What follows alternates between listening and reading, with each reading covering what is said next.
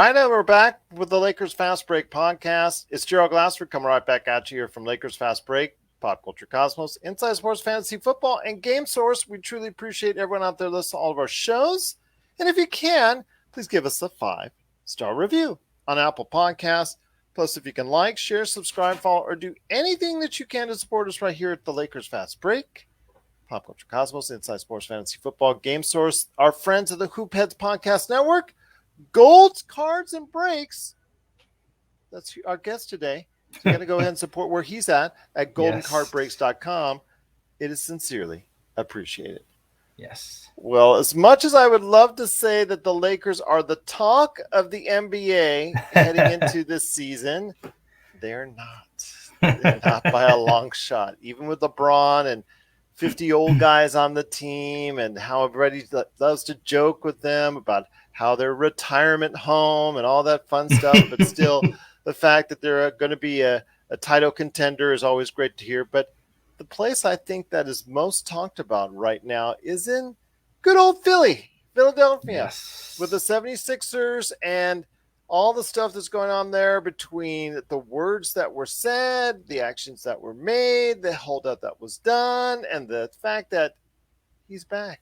He's back in Philly. He just showed up at night. One night he just said, I'm here. And he's there. He's practicing with the team, and we'll see what happens this week as the season gets underway. But here to talk about the 76ers is a good man indeed. You got to go ahead and check out what he's doing today at Gold's Cards and Breaks at goldencardbreaks.com. Yes. You got to go ahead and check out what he's doing there as far as all the card openings that he does. In fact, it leads you into all the different multimedia outlets that he's on, whether it's Twitch, YouTube, what have you, on a great card opening he has. I wonder if he has this that he's open right there for a Philadelphia 76er. That's right. It's a Fleer rookie 86 card. Yeah, 86. That's right. For Charles Barkley. Yeah. It is Adam Goldstein. And Adam, great to have you on the program. Thank you for having me. Thank you very much. This is about a 2-week-old thing I was going to do right back then. It's finally got the day off now. So great to have you aboard. I still haven't gotten it graded, but these days getting it graded, it's just like it's a pain in the behind. So because well, that's actually, I was going to say, that's actually something we also do is group grading submissions. So if you're interested in doing that, you can shoot me a message after the show. It's a whole other service because, like you said, that it's a challenging process to go through, and I wipe down all the cards and I look at them. I actually have a digital microscope behind me. That's a very powerful microscope that you can look at all the surface dimples and things like that. So yeah, if you're interested in that too, on goldencardbreaks.com, you can take a look there and get a form and send stuff over, and we'll grade them we'll send them in to get graded for you. It's just the thing with this one. I'll give this an example. And I know that a lot of people out there have trading cards of some type, whatever sport it has, as far as basketball, baseball, what have you. Right. The concern is, and I'm sure you hear this a lot, is it worth the money that I put into it? Because for instance, the Charles Barkley rookie card or Fleer card or what have you, that is first year, it's worth what graded, I believe, around 300, maybe I think 400 at best right now. But the sports card industry is, that's for a 10. I mean, this is something that I know is not a 10, and people out there, they'll argue with you. Oh, this is an 8. Oh, this has got to be a 7. This got to be an 8. Well, you're not the expert. Adam Goldstein is a brand that's more equipped than I can say. But, I'm sure you hear it from people all the time. I mean, taking that plunge as far as that's concerned, that's got to be something a lot of people tell you. They got to have concerns about investing that, because it is an investment when you're talking about baseball cards these days. Yeah. I mean, you can see the couple behind me. I'm a big Patrick Mahomes guy, and I have a lot of his PSA 10, and I have a BGS 9.5, one of his rookie cards that's numbered out of 299. Nice. I actually bought that as a PSA 9, and I cracked it because it was really well centered, and sent it to BGS, and it got the 9.5. So it actually doubled in value. It went from like a $2,500 card to like a $4,500 card.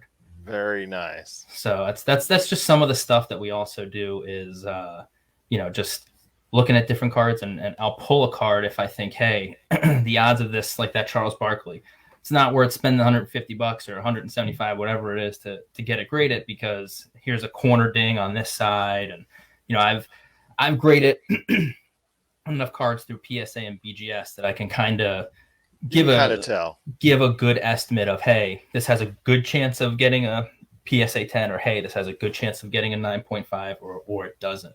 In our last order, and you can go on our Facebook group, we have a group grading subgroup. We got I think it was out of 75 cards, it was like 86% PSA 10 rate, which is just that was one of our best orders. We're usually around 70%, but that's mainly because I pull cards, and I'll put a note on the back and say, hey, this has a corner issue, or it's off centered, or surface dimple, and it saves you. We charge a small fee to pull cards, but it saves you the time, because it takes time to send it to PSA and come back. Yeah. And it saves you the grading fee too. So it's kind of like a double whammy. And that's really one of the best benefits that our service provides. There you go. Absolutely. That's something that people need to start thinking about, because it's a major investment these days. I mean, we've seen the cataclysmic prices, and I report on this, now and then on the Pop Culture Cosmos, where we talk a lot about collectibles, and I've had people on the show, and I think I'm gonna have to bring you in on a Pop Culture Cosmos conversation at some point in time, because that's my radio show that I distribute to 50 stations all around the world. And that one we talk about for collectibles and the advancements, because we've seen, and I report on this on our Facebook site, all the record prices. I mean, you see not only just the Honus Wagner, which James, is Mike Trout. You see the super refractor, Kobe Bryant. Yeah, you see all those LeBron James. You see all Mahomes. Exactly, Mahomes. You see all those skyrocketing prices now, getting into the millions of dollars. Is this something that when you first got into it, you thought this could possibly happen? This type of skyrocketing of the market as a whole? So interestingly enough, I've actually been into cards for quite some time. My grandfather owned a card store growing up. He actually owned two. So he was the local card shop owner. So I was 6-7 years old behind the cash register and, ringing out cards. And, I was the first one to tell him to buy the Pokemon, because when that first came out, I was about 10 and I was really into it.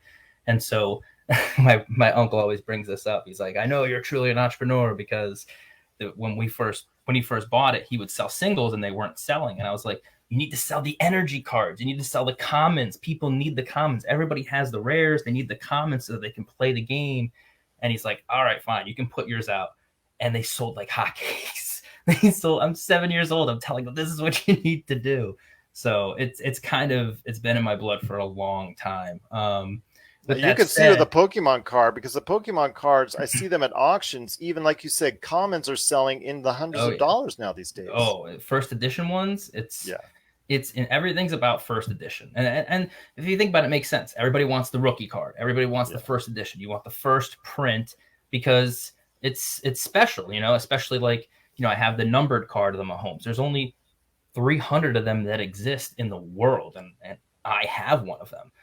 So there's something to that. And I think, it really, Panini really changed the game, because in the 80s, what killed it is everywhere you went, Sears, JCPenney, Macy's, everybody had cards. Everybody had packs of cards. But the problem is that, you're a typical business model, right? My CPA side kicking in. Typical business model. You have a big demand, you want to meet it with supply, right? But what actually in collectibles matters is scarcity. So you don't want to meet demand with supply, because if you don't, and demand keeps going up and supply keeps coming down, price goes up. So that's when I and a lot of other people really got into it, was the late 80s, early 90s. Right. And the wax era.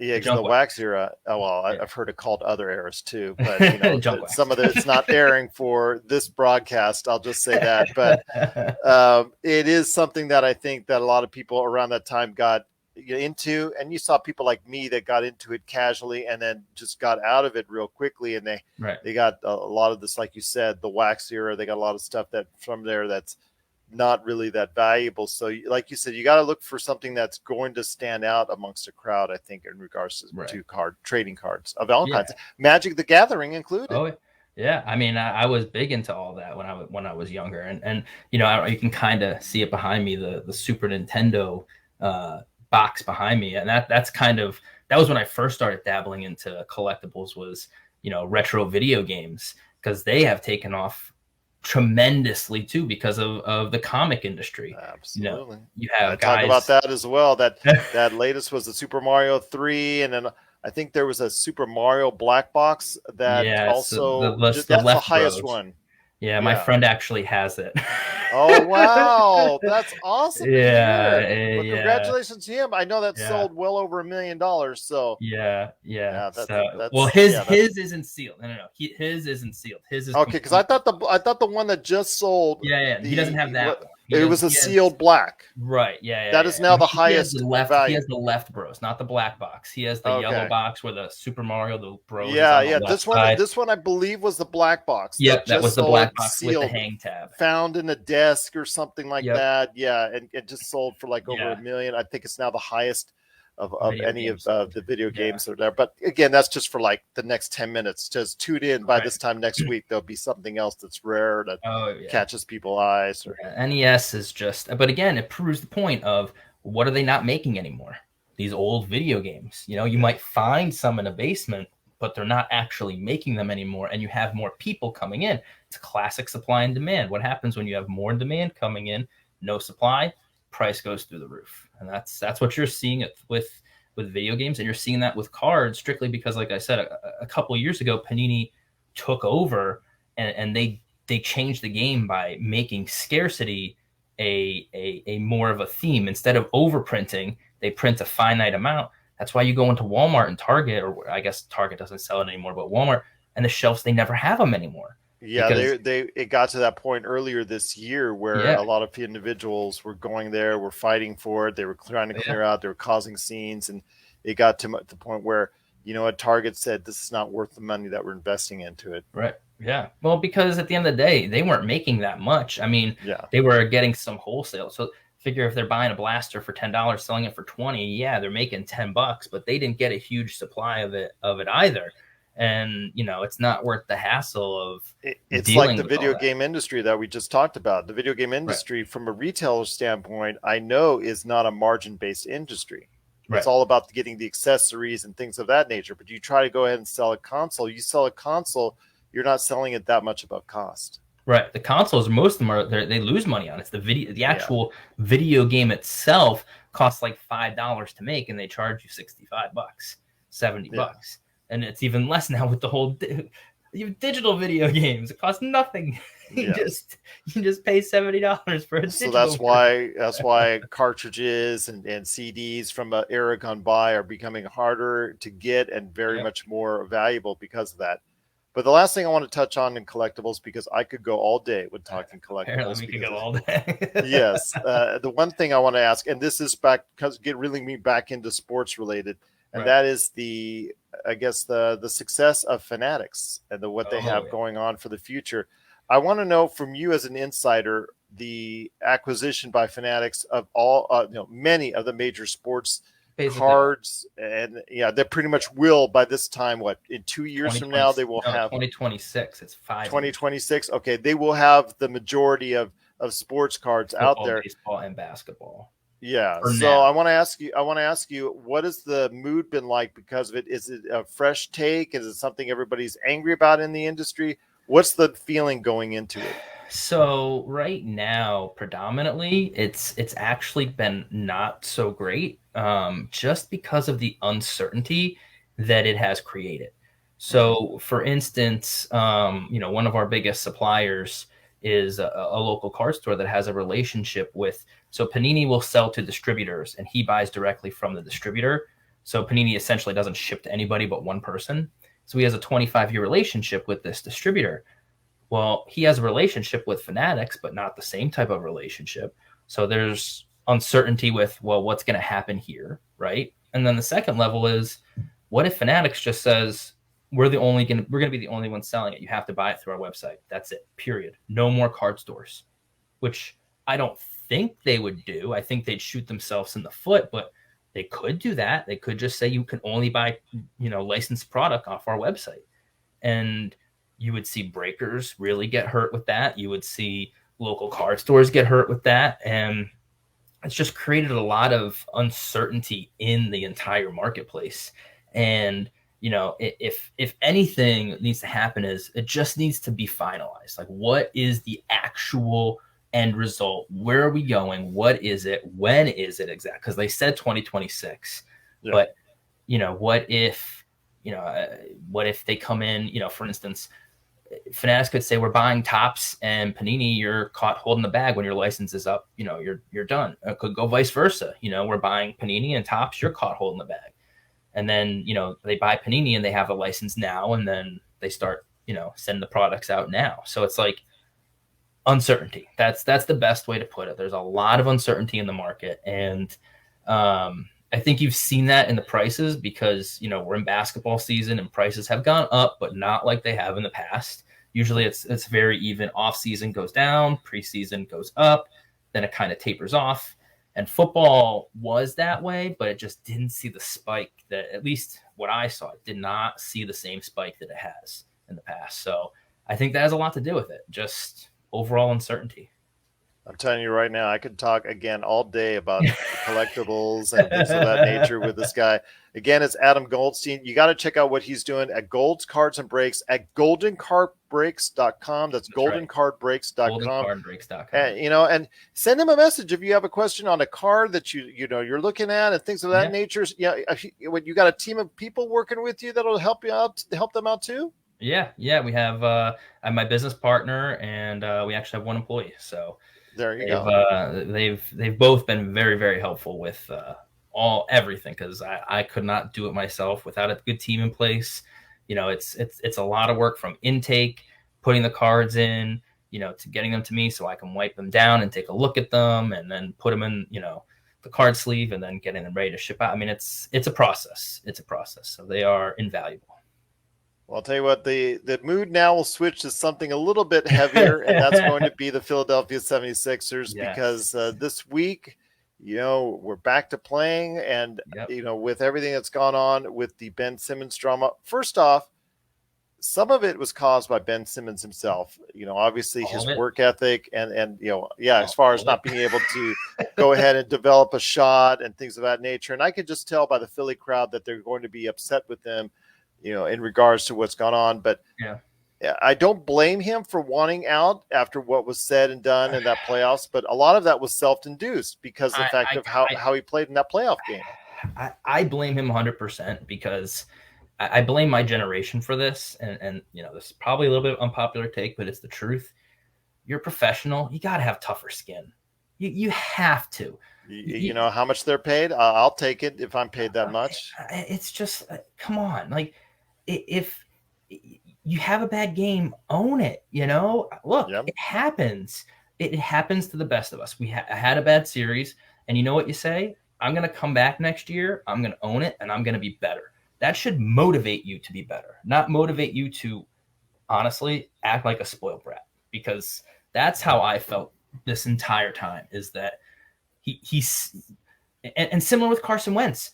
You signed a contract for over $100 million.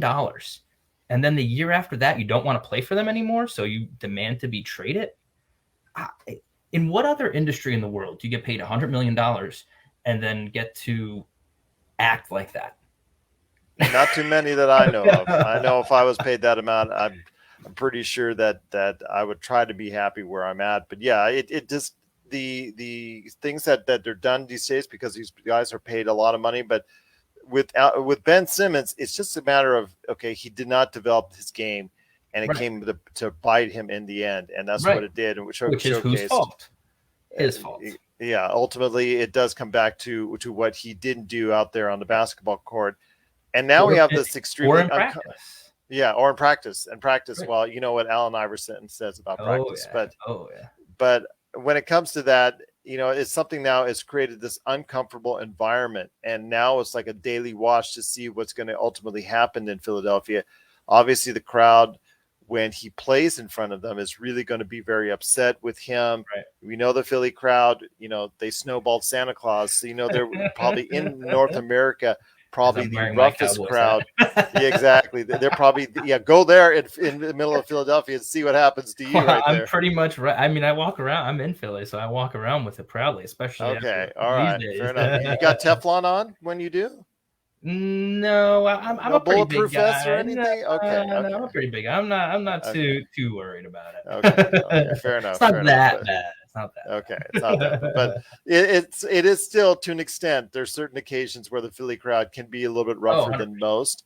I think that, with Ben Simmons there making the decisions that he made, it not only cost himself a lot of money. If he's not happy with the situation where he's at, he should have been handled in a different light. And obviously, we saw that this type of holdout was not going to be to the way he wanted it to go, because Daryl Morey has bigger plans. He's going to wait for a bigger card to be dealt as far as the trade is concerned, whether it's for Damian Lillard or whether it's for Bradley Beal.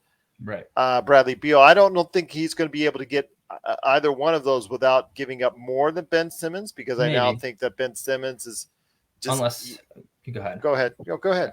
So I was just going to backtrack a little. I think it's interesting because I've heard reports about how Tom Brady really disliked working with Belichick, how Belichick treated him like everybody else. And he's like, I won 6 Super Bowls. And I think it was 2 preseasons ago when he had 2 years left or a year left on his contract, and he wouldn't extend him. And instead of acting like a child and sitting out saying, I'm not coming, crossing his arms, what did he go out and do? He performed like the MVP that he is, like the all-time great that he is, went and signed a contract and said, you're not going to give it to me? Then I'm going to stick it to you. And he went and stuck it to Belichick. He went on and won a Super Bowl with another team, and Belichick didn't even make the playoffs. And I think that he proved his legacy by doing that he was the reason that Belichick won, not the other way around. And my point is that what Ben Simmons should have done is, instead of putting Philly in a situation that made him untradeable, he should have closed his mouth and said, I want out of here. I'm going to go perform, but I want out of here by the end of the year. And if he had done that, his trade value wouldn't have tanked. And the Sixers might have got something. And at the end of the day, they both would have got what they both wanted. But instead, he had to run his mouth and put on a show. And like you said, now he has a microscope on him every single day. And you may not get what you want, but he had no leverage. He has 4 years left on his contract. What are you going to do? Not play for 4 years? You signed the contract. And I think that what players really need to start realizing is, when you sign yourself to 5-year, 4-year deals, it's great to have 100 and some million guaranteed, but that team owns your playing rights. That's what it means. That's what a contract is. And you can't just say, I'm trade me now. And teams have to not just say, well, I'm just going to give up and, get pennies on the dollar. No, stick your ground. He had all the leverage. Ben Simmons had no leverage. And, money talks. Look where we are. And where we are indeed with the 76ers is somewhere that's kind of in question as we head into this season. And I want to ask you this: when it comes to the 76ers as a whole, you still have Joel Embiid, who, if you can, maybe under the best of circumstances, you're going to get 70 games out of, but I'm just not sure of that fact, because he has been such an injured past. Absolutely. And they will try to go ahead and be as careful with him as possible. I think that's the only reason why he didn't get the MVP, was that he didn't play enough games, and Jokic did, and Jokic was more durable, and there you go. I think that this is a team that last year was the number 1 team in the Eastern Conference. Where do you see him this year? Because a lot of analysts, including myself, don't have them picked there. That's for sure. I see them as being a top-tier team. I think the Nets have, again, shot themselves in the foot. I think that they have a distraction on their hands as well. And I think that that's going to be something that's going to be with them all year, unless they bring some sort of relief to that situation too. We won't go there because we have a short period of time. But, I actually think they made some